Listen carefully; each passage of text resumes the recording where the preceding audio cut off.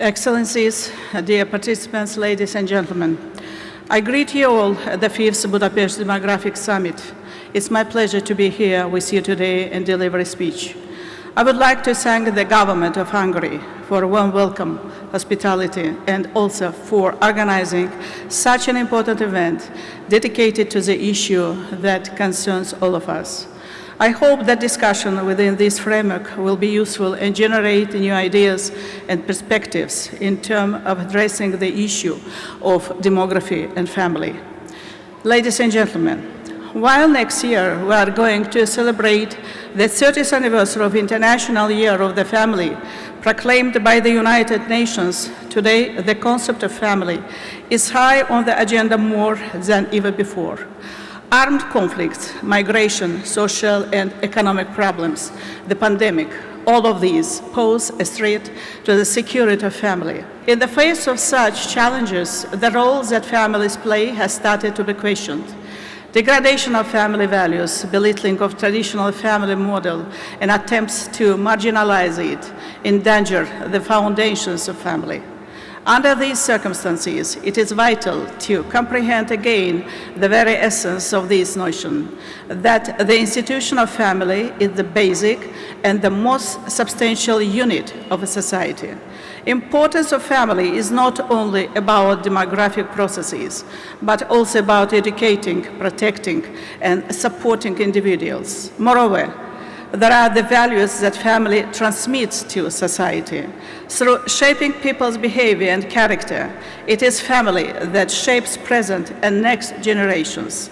A prosperous society is based on family values, on love, respect, equality, responsibility, and mutual support that family instills into individuals. Consequently, it is hard to disagree with the message of the Budapeşt Demographic Summit that the family is not the problem, but the solution.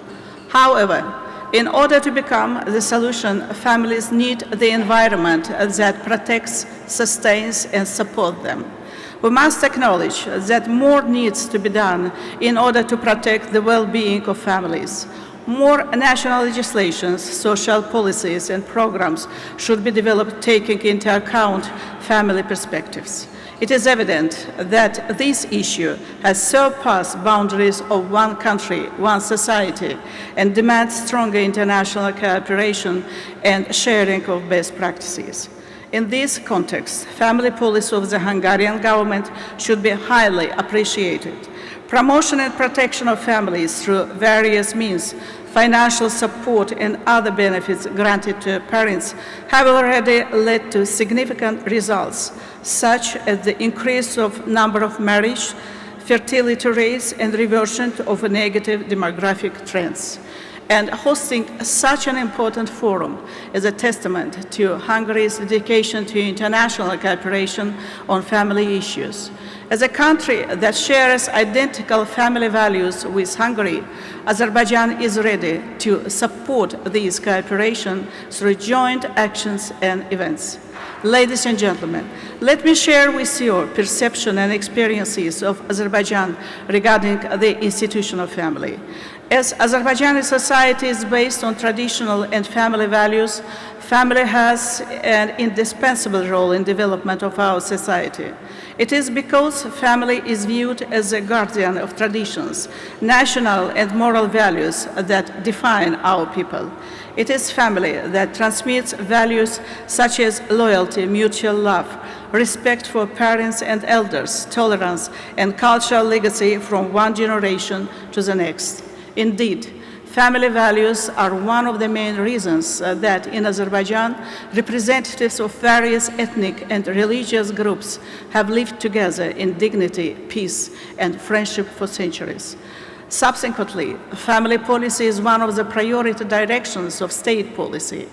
A strong legislative basis has been created on family issues. The main law of our country, Constitution, defines the essence of family, putting family, marriage, and children under the protection of the state. Family Code, adopted in 1999, prescribes the rights and duties of family members.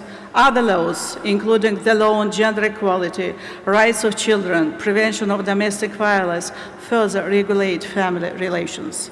The process of drafting, adoption, and enforcement of the laws goes through the close coordination between the Parliamentary Committee for Family, Women and Children Affairs and the state body responsible for family issues, the State Committee for Family, Women and Children Affairs. Strengthening of the institution of family and support to its development have been a prime focus of our government's social policy.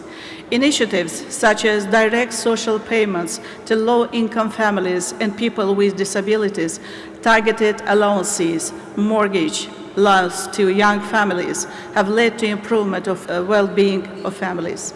The result of this comprehensive approach to family issues is the rapid demographic growth of our population. Thus, in 1990, the population of Azerbaijan was 7 million. Today, it has exceeded 10 million. Ladies and gentlemen, I should note that this positive demographic trend has been achieved despite the hardest challenge that any country can ever face, which is the occupation of its territories. In the early 19th, 20% of the internationally recognized territories of Azerbaijan were occupied by our neighbor Armenia and left under occupation for 30 years. In fact, occupation and war have the most lasting impact on family. In this sense, more than 12,000 people fell victim to Armenian occupation. As a result of genocide committed by Armenia in February 1992 in the Azerbaijani city of Khojaly, entire families were annihilated. More than 150 children lost one or both of their parents. 613 civilians were killed. Also, as a result of ethnic cleansing policy perpetrated by Armenia, 1 million Azerbaijanis, which is more than 230,000 families, were forced to leave their homes and became internally displaced persons from the occupied territories in Karabakh and refugees from Armenia. These 1 million people being homeless, jobless, and without any means for living was quite a heavy blow for a newly independent country. But despite severe social and economic burden of the occupation, our government took all necessary measures to meet the needs of refugee and IDP families. Ladies and gentlemen, in 2020, using the right of self-defense, which is provided by the Article 51 of the United Nations Charter, Azerbaijan implemented UN Security Council resolutions, norms and principles of international law itself, and restored its territorial integrity. In this context, we are grateful to our partners and friends, Hungarian brothers and sisters foremost, for unceasing international law-based attention to stabilization and rapprochement in the South Caucasus.